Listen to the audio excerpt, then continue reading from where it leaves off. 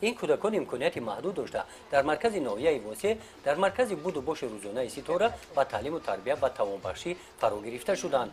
با 52 نفر کودکان از جماعت شهرک و جماعت دهات توگرک کارمندان اجتماعی و آموزگاران خدمت‌های اجتماعی می‌رسانند.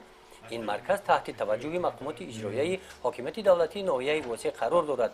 روزهای جشن و عیدها و کودکان هدیه‌های عیدانه تحفه می‌کنند. مثل امروز روز معیوبان به کودکان تحفه‌های خودروی تقدیم نمودند. از مرکز ستاره بسیار نداریم.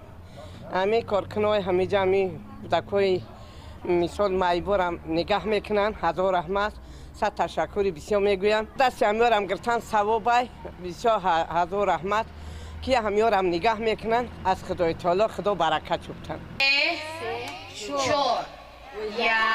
در ناحیه واسه از شماره 4118 نفر معیوبان 490 نفر آنها کودکان میباشند. برای توانبخشی آنها مرکز بود و باش روزانه ستاره از سال 2008 با فعالیت شروع نموده. با دستگیری وزارت تندرستی و حفظ اجتماعی در سالمگردانی کودکان امکانیتشان محدود سهم ارزنده میگذارند.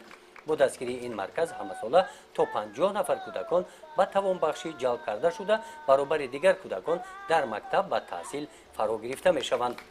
گزارش خواجه نظری خدای نظر زهروف از ناحیه واسه برای برنامه اطلاعاتی نوید.